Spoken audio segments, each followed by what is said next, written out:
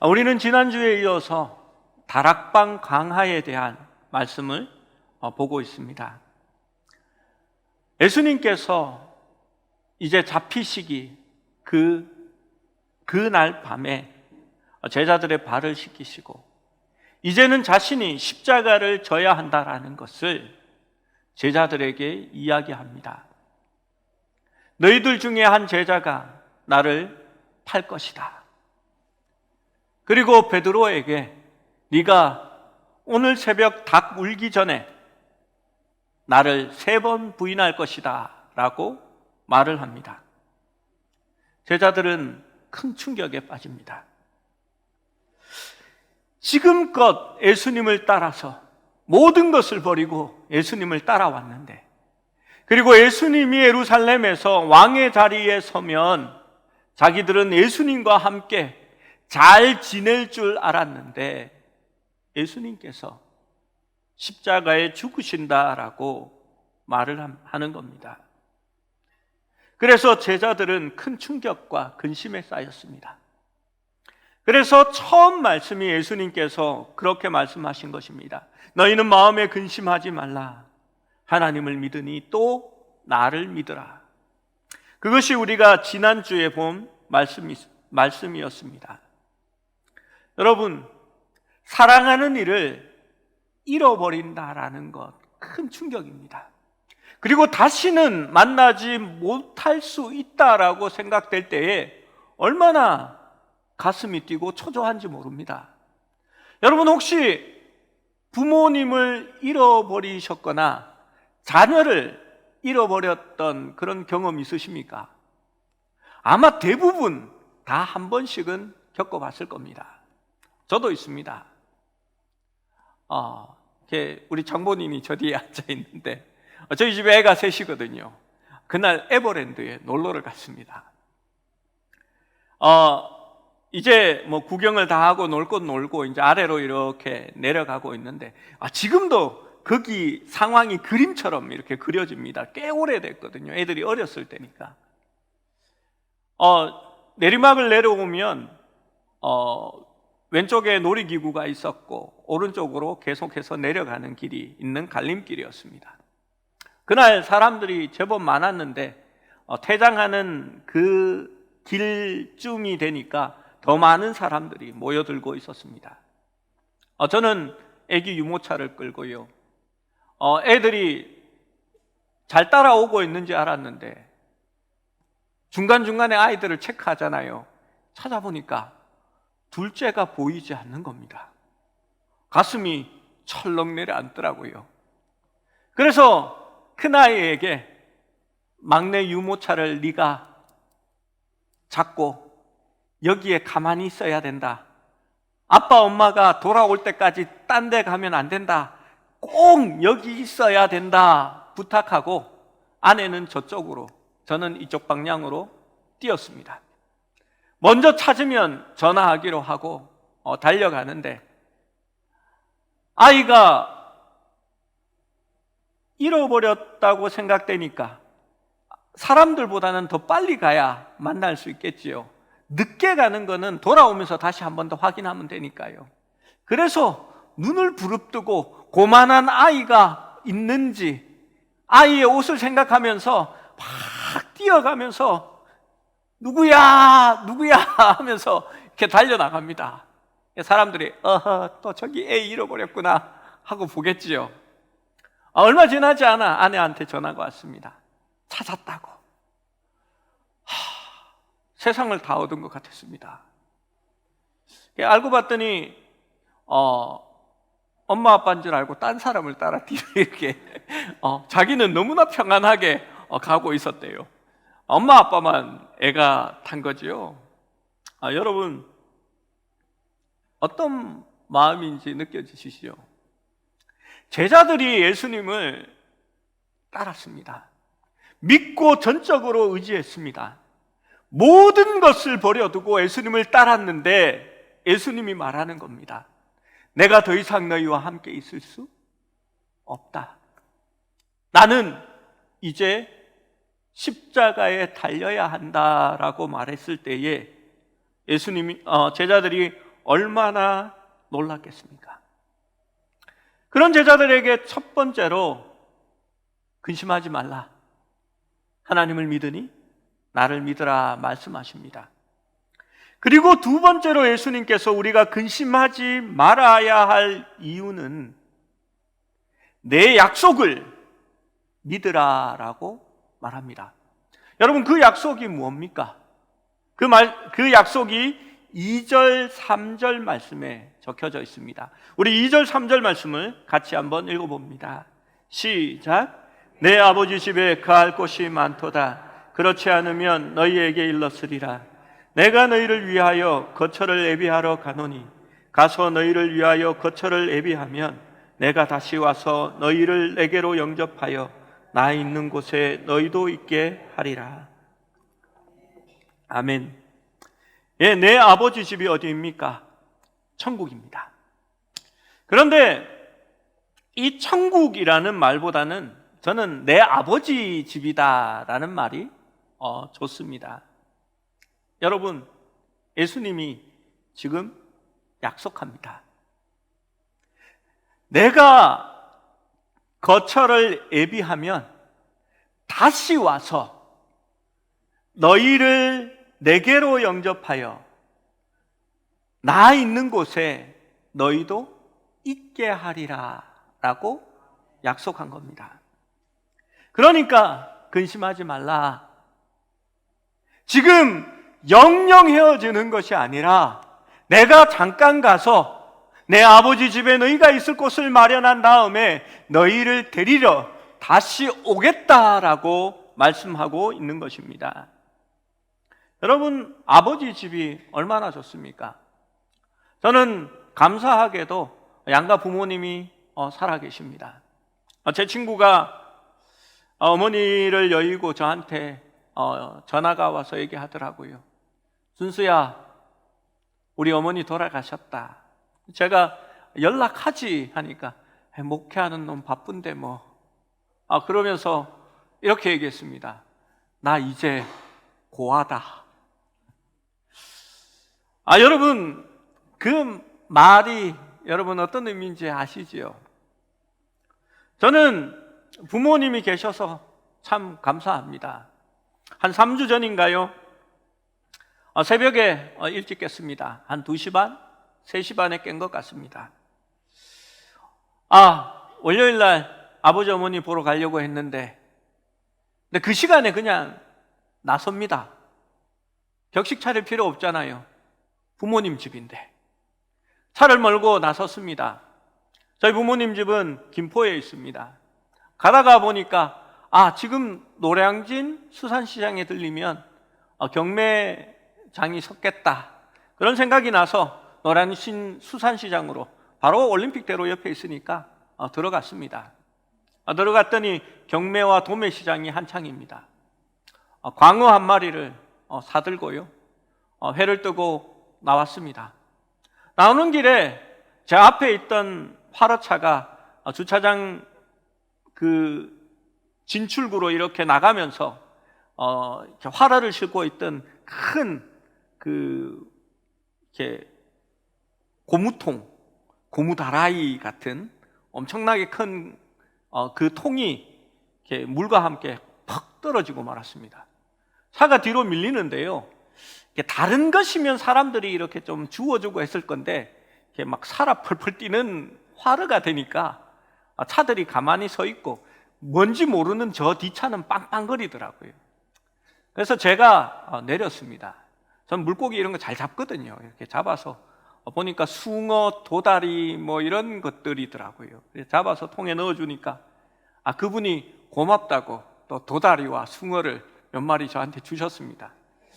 그래서 그것까지 받아들고 가서 오늘은 내가 회 떠야 되겠네 하는 마음으로 도착했습니다. 캄캄할 때 도착했지요. 비밀번호도 제가 알고 있습니다. 그냥 누르고 들어갑니다. 들어가서 거실에서 어머니 저 왔어요 했더니 인기척이 없습니다. 아이고 주무시고 계시나 보다. 어떻게 할까요? 내 아버지 집이잖아요. 냉장고 안에 넣어놓을 거 넣어놓고 그냥 소파에서 잡니다. 그래 자고 있으니까 어머니 소리가 인기척에 어머니 소리가 나서 제가 깹니다. 어머니가 왔니? 여러분, 그게 아버지 집입니다. 좋잖아요. 편하잖아요. 저희 부모님 집을 가는 길은 제가 잘 알고 있습니다. 그래서 내비를 키지 않아도 됩니다. 그냥 여기 암사 IC로 내려가서요, 올림픽 대로를 따라 쭉 끝까지 가면 부모님이 사시는 김포 끝자락이 나옵니다. 그런데 여러분, 하늘에 계신 내 아버지 집에 어떻게 가야 할까요? 여러분, 그 길을 알고 계십니까? 여러분, 누구든지 다 아버지 집에 가야 됩니다. 그 길을 빠지는 사람은 아무도 없습니다. 그 길을 먼저 간 사람한테 물어봐야 되잖아요. 물어보려고 하면 그 사람이 없어요. 요한복음 14장 4절에 예수님은 말합니다. 내가 어디로 가는지 그 길을 너희가 아느니라. 여러분 알고 계시지요? 도마는 그런데 이렇게 말합니다. 5절에 도마가 이르되 주여 어디로 가시는지 우리가 알지 못하거늘 그 길을 어찌 알겠습니까? 주님이 어디로 가시는지 모르는데, 그 장소도 모르는데 길은 어떻게 알 수 있겠습니까? 라고 이야기합니다. 답답합니다. 어디로 가는지 모르는데 주님은 안다라고 말합니다. 여러분, 천국이 어디 있는지 아십니까? 3층천 하늘이라고 하니까 우리가 보이는 하늘 위에 두 번째 하늘이 있고 그건 아마 우주일 거다. 그리고 우주 너머에 또 하나의 하늘에 아마 천국이 존재할 거다라고 생각합니다. 그런데 우리 하늘도 넓은데 그 위에 있는 또 하나의 하늘 우주는 더 넓습니다. 그리고 그 다음에 있는 하늘은 얼마나 넓겠습니까? 여러분, 찾아갈 수 있습니까? 어떻게 갑니까? 도마의 질문은 이런 이야기입니다. 목사이기 때문에 장례 예배를 자주 드립니다. 입관 예배를 할 때면 늘 부딪히는 일들이 있습니다. 기독교 전통 예배에 대한 예식서가 아직 나오지 않았습니다. 저는 총회가 이런 일을 해줘야 된다고 생각하는데 안 합니다. 내가 차라리 만들어서 해야 되겠다라는 그런 생각도 해보게 됩니다. 예전에는 장례는 목사가 집례했습니다. 그리고 입관의 모든 것도 목사가 했지요. 저는 목사가 되어서 처음에 염하는데 도와줬던 우리 사랑하는 고인의 그 발을 닦아줬던 그런 경험을 가지고 있습니다. 그리고 입관할 때도 이렇게 지시를 하고 그렇게 했습니다. 그런데 지금은 상조회사에서 장례 지도사가 나와서 그 일을 하게 되고 또 이것이 자격증이 있어서 보통 사람이 하면 또 문제가 되게 되어 있습니다. 한 번씩 이 입관 예배를 하게 될 때에 그 장례 지도사가 이렇게 말합니다. 이제 노잣돈을 넣으세요 라고 말합니다. 어떤 분들은 눈에 이렇게 동전을 이렇게 올려놓기도 하는 그런 분들이 있습니다. 교회 다니시는 분들은 이렇게 마음에 이렇게 이거는 아닌데 하는 생각이 들잖아요. 그러면 이 노련한 장례 지도사가 꼭 이렇게 얘기합니다. 사이들 없어요? 고인을 사랑하신 분들부터 순서대로 먼저 넣으세요 이렇게 말합니다. 그러면 안 넣으면 불호자 되는 것 같아서 제일 신앙 없는 사이가 먼저 지갑을 꺼내서 노잣돈을 넣습니다. 그러면 첫째 그 사이만 사랑하는 사람이 되고 나머지는 미워하는 사람이 되는 것 같잖아요. 그러면 물쑥거리면서 이렇게 이렇게 또 노잣돈이라고 넣습니다. 제가 있으면 다 빼라고, 뭐 하는 거냐고, 천국 가셨는데 라고 하면서 나중에 설명할 때니까 그런 거 하지 말라고 지도사에게도 충고를 합니다. 여러분, 천국에 어떻게 가는지 모르기 때문에 그렇습니다. 고풀이라는 것이 있지요. 그게 우리 토속신앙입니다.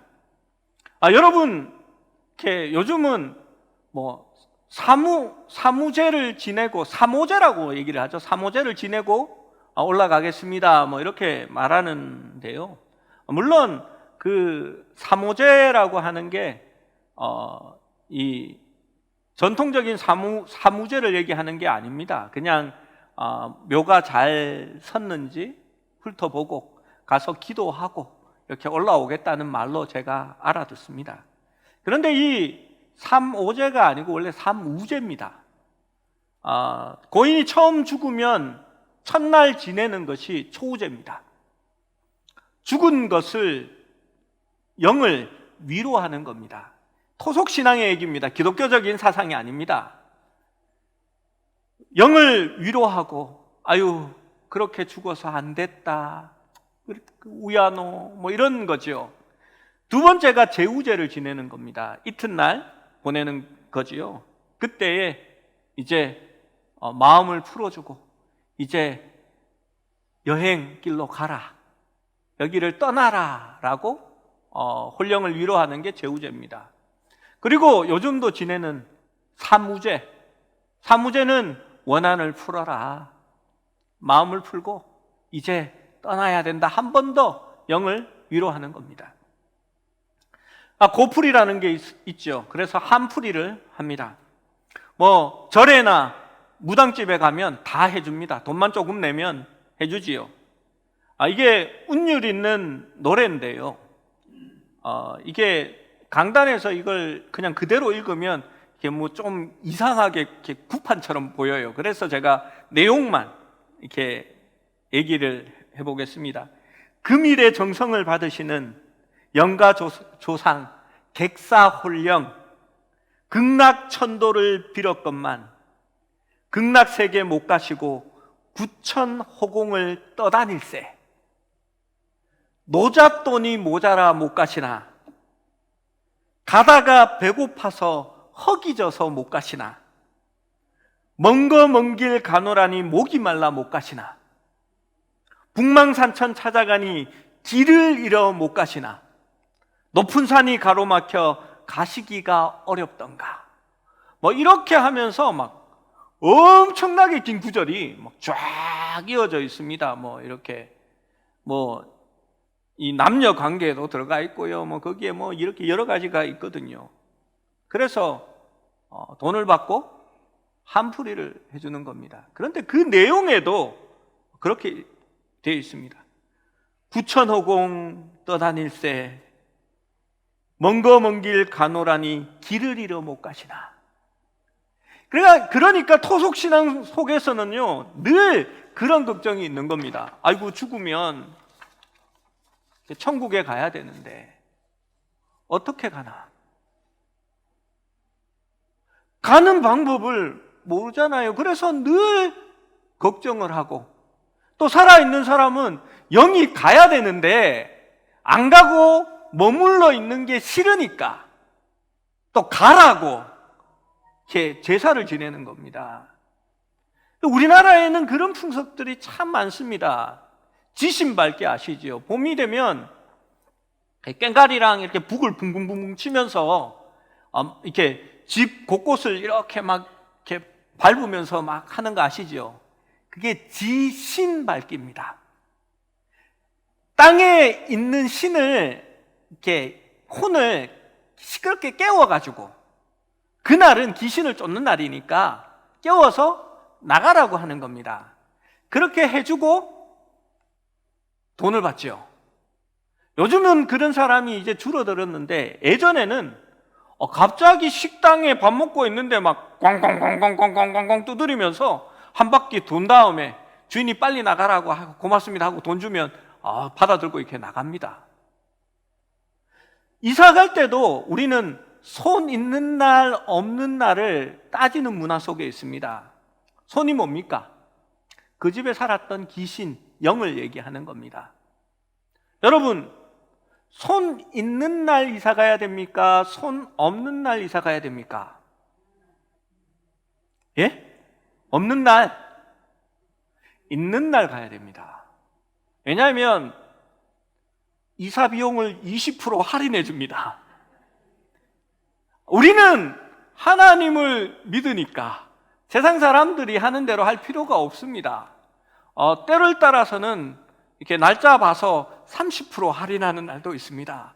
우리는 가능한 많은 날 가는 게 좋습니다. 그런 거에 연연하지 않습니다. 여러분, 문제는 어떻게 천국에 갈 수 있는가 하는 문제입니다. 예수님이 영원한 거처를 예비하셨고 우리를 영접하여 나 있는 곳에 너희도 있게 하겠다라고 말합니다. 그런데 의심 많은 제자 도마는 예수님이 가는 것도 모르는데 그 길을 어떻게 알 수 있느냐라고 말하는 겁니다. 답이 3절과 6절 말씀에 있습니다. 3절 말씀을 같이 한 번 더 읽어봅니다. 3절입니다. 가서 너희를 위하여 거처를 예비하면 내가 다시 와서 너희를 내게로 영접하여 나 있는 곳에 너희도 있게 하리라. 6절 말씀 있습니다. 시작. 예수께서 이르시되 내가 곧 길이요 진리요 생명이니 나로 말미암지 않고는 아버지께로 올 자가 없느니라. 여러분, 이 말씀을 보십시오. 우리가 천국을, 아버지 집을 찾아서 간다고 말합니까? 아니면 예수님께서 와서 있게 하겠다고 얘기합니까? 1번입니까? 2번입니까? 2번입니다. 여러분, 그걸 왜 우리가 걱정하나요? 예수님께서 분명하게 내가 와서 너희를 영접하여 나 있는 곳에 너희로 있게 하겠다라고 말하는 겁니다. 여러분, 그래서 예수님이 천국의 길이요 진리요 생명이 되시는 겁니다. 예수님만 알면, 예수님과 동행하면 천국에 가게 되는 겁니다. 여러분, 천국이 어디 있는지 모르셔도 됩니다.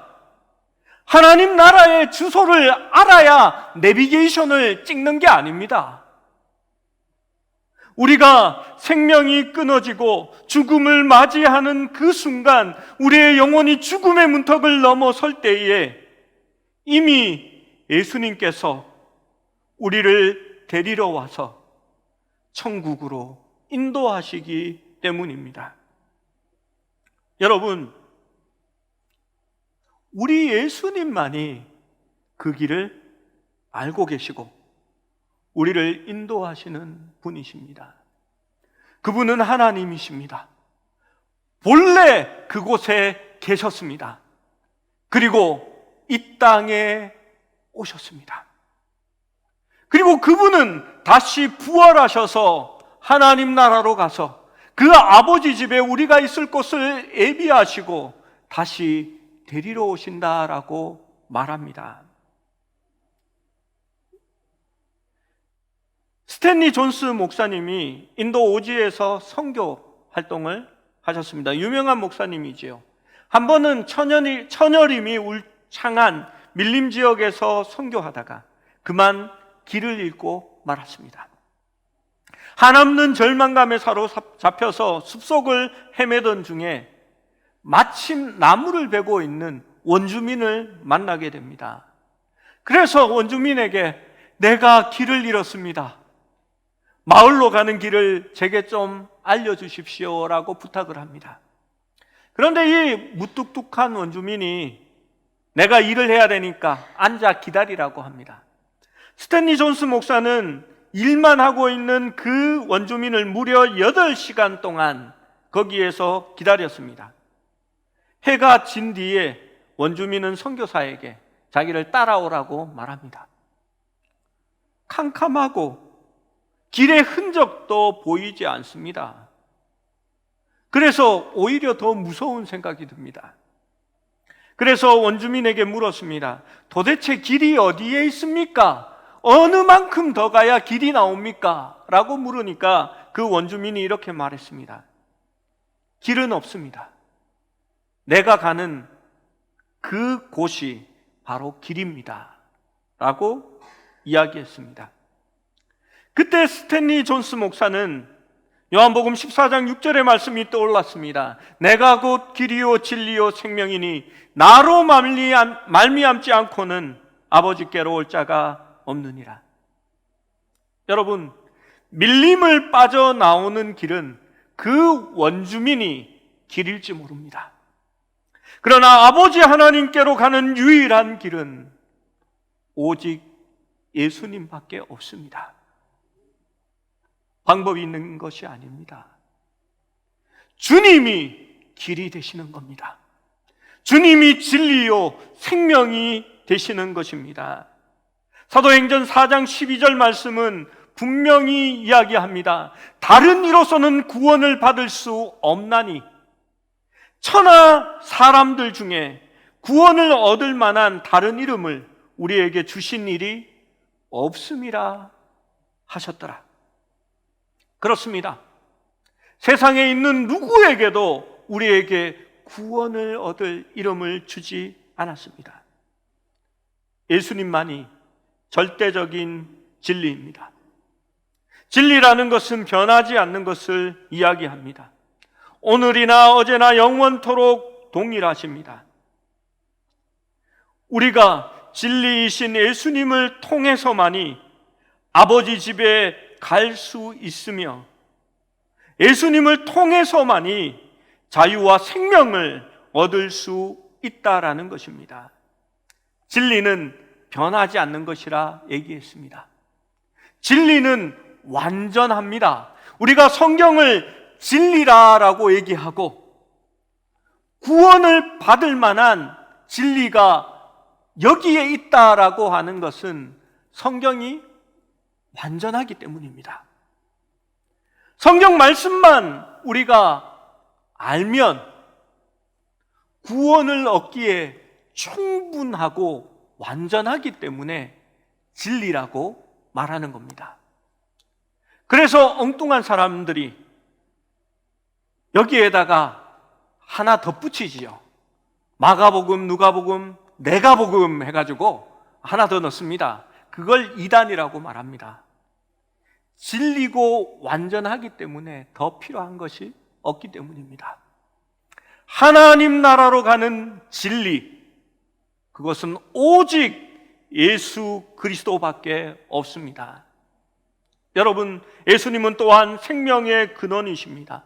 모든 생명이 예수님으로 말미암아 창조되었고 그 안에서 보존되었으며 그 안에서 영원한 생명을 가지게 되는 것입니다.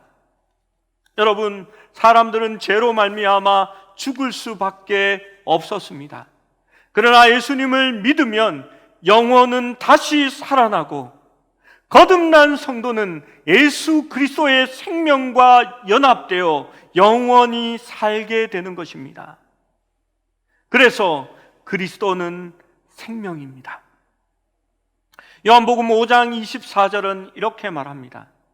내가 진실로 진실로 너희에게 이르노니 내 말을 듣고 또 나 보내신 이를 믿는 자는 영생을 얻었고 심판에 이르지 아니하나니 사망에서 생명으로 옮기었느니라. 할렐루야. 그렇습니다. 하나님의 아들이신 예수님이 내가 길이요 진리요 생명이시다라고 말합니다. 그분은 우리를 하나님 앞에 아버지 집으로 인도하기 위하여 죄로 더럽혀진 우리를 위하여 십자가에서 대신 죽으시고 거룩한 피로 우리를 정하게 하시고 우리를 하나님의 나라로 인도하여 가시는 길이요, 진리요, 생명이 되신 것입니다. 여러분, 구원은 나의 힘으로 얻는 것이 아닙니다. 천국은 내가 가는 것이 아닙니다. 우리의 힘으로는 천국이 어디 있는지도 모르고 주소도 모르고 어떻게 가야 하는지도 모릅니다. 그런데 가능한 방법이 있습니다. 예수님으로 말미암아 가능한 것입니다. 여러분, 그러기에 부디 길이신 예수님, 진리이신 예수님, 생명이신 예수님으로 말미암아 날마다 주와 동행하는 삶을 살아가시기 바랍니다. 제발 그런 얘기 하지 마십시오. 죽을 때 내가 예수님 따라가면 되지. 저는 그런 신앙을 좋아하지 않습니다. 성경은 말합니다. 지금이 은혜의 때요 구원의 날이로다. 여러분, 이것은요 위안을 주는 말이 아닙니다. 경고의 말씀입니다. 지금 너희가 은혜 받아야 하고 지금 구원을 받아야 한다라는 말입니다. 여러분, 이 말씀과 쌍이 이루는 말씀이 무엇인지 아십니까? 너희가 들어도 깨닫지 못하고 들어도 듣지 못하고 보아도 보지 못한다라는 말입니다. 더 이상 너희가 깨닫지 못하도록 하시겠다라는 심판이 이 말씀과 쌍을 이루는 말씀입니다. 여러분, 구원의 때, 은혜의 때를 놓치면요 말씀의 홍수 가운데 있어도 그 말씀이 깨달아지지 않습니다. 들려지지 않습니다. 하루에 수십 편의 설교가 나오고 아무리 하나님의 말씀을 다 전해도 라디오로 지나가는 것처럼 그냥 이기로 들어왔다가 저기로 새버리는 겁니다. 아무리 고함 지르고 열변을 토해도요 주무시는 분들은 다 주무십니다. 여러분, 깨어 있어야 합니다. 지금이 은혜의 때요 구원받을 때인 것입니다. 미국에 존이라는 소년이 있었습니다. 이 아이는요 주일학교 선생님의 인도로 교회에 처음 나오게 됐습니다. 이 작은 아이가 하나님에 있어서 신앙이 얼마나 연걸어 가는지, 이 아이는 늘 주님을 찾고 주님의 이름을 부르는 것을 좋아했습니다. 초등학교 다니는 아이가요 학교에 가는 길에 교회에 들러서 기도하고 갑니다. 마치는 길에도 집 가까이에 있는 교회에 들러서 기도하고 집으로 돌아갑니다. 여러분, 얼마나 이쁩니까?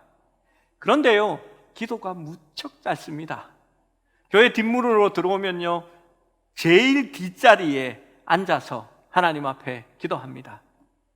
하나님, 저예요, 존이에요 라고 하고는 일어서서 나갑니다. 그게 그 아이의 기도였습니다. 그런데 이 아이가 고등학교 3학년 때에 교통사고로 하나님께 가게 됩니다. 큰 교통사고가 나서 고통 중에 너무 힘들어하면서 숨을 몰아쉬고 있을 때에 아이의 부모가 옆에서 너무나 슬퍼합니다. 그때 이 조니가 갑자기 빙그레 웃음을 짓습니다. 부모가 물었습니다. 조니야, 왜? 무슨 일이 있니? 그러자 조니는 웃으면서 이렇게 말했습니다. 예수님이 지금 나타나셔서 내게 말씀하셨어요. 뭐라고 했니? 뭐? 라고 부모가 물으니까 그가 이렇게 말했습니다. 예수님이 조니, 나야, 내 하나님. 그리고 조니는 미소를 머금은 채로 눈을 감았다라고 말합니다. 여러분, 그렇습니다. 저는 우리가 하나님 안에서 눈을 감을 때에 예수님께서 우리가 있는 곳에 와서 우리를 영접하려고 기다리고 계심을 믿습니다. 그리고 그분은 자신이 우리를 위하여 예비한 집으로 인도해 가심을 또한 믿습니다. 여러분, 예수님만이 특별한 길입니다. 예수님만이 길입니다. 여러분, 천국에 가는 그 길은 방법이 아닙니다. 신뢰하시면 되는 겁니다. 주님을 믿으시면 되는 겁니다. 여러분, 저희 집 아이들이 어렸을 때 할아버지 할머니 집에 가는 것을 무척 좋아했습니다. 지금도 좋아합니다. 할아버지 할머니 외할머니 집에 간다고 하면 아이들이 얼마나 좋아하는지 모릅니다. 왜냐하면 가면 맛있는 거 해주지요. 갈 때 용돈이라고 돈 지어주지요. 저희 집에는 TV가 없거든요. 가면 TV 마음대로 보지요. 뭐라고 잔소리할 사람도 없지요. 얼마나 좋습니까? 근데 어릴 때에 아이들이, 그때는 이렇게 저희 부모님은 그 가야산 산중턱에 계셨고요. 저희 아이들의 외가는 대구에 있었습니다. 아이들이 찾아갈 수가 없었어요. 그런데 아이들은 어떻게 가야 하는지 고민하지 않습니다. 아빠가 가자 하면 그냥 가는 겁니다. 그리고 아이들은요, 차만 탁 타면 잡니다. 그리고 도착하면요, 다 왔다 얘들아 일어나라 하면 그때 일어나서 들어가면 됩니다. 여러분, 그것이 우리가 천국에 가는 방법입니다. 여러분이 어떻게 운전을 할까? 내가 어디로 찾아가야 할까? 내비에 무엇을 찍어야 할까? 가는 길이 며칠이 걸릴까? 노잣돈이 얼마나 필요할까? 그것을 걱정할 필요가 없습니다. 우리 주님께서 우리를 인도하여 아버지 집에 있게 하시기 때문입니다. 여러분, 아브라함을 하나님이 부르신 것을 생각해 보십시오. 가나안 땅을 너희에게 주겠다. 처음에 그렇게 얘기하지 않았습니다. 내가 너희에게 이를 그 땅으로 가게 하겠다. 그것이 너희의 영원한 유업이 되게 하겠다라고 말합니다. 아브라함은 어디로 갈지 몰랐습니다. 어떻게 가야 할지 몰랐습니다. 그러나 믿음으로 하나님과 동행하여 떠나는 것입니다. 여러분, 우리의 영원한 유업인 하나님 나라도 그렇게 얻는 것입니다. 오직 믿음으로, 주님을 신뢰함으로 말미암아 가게 되는 것입니다. 우리가 해야 할 일은 신뢰하며 믿으며 평안하게 눈을 감으면 하나님께서 나야 내 하나님, 그러면서 우리를 인도해 주실 것입니다. 여러분, 그런데 다시 한번 부탁드립니다. 죽을 때에 동행하는 것이 아니라 지금부터 하셔야 합니다. 지금 이 순간부터 주님을 신뢰하고 주님을 믿으며 살아가는 모든 이들에게 그 놀라운 축복의 길이 열려질 줄로 믿습니다.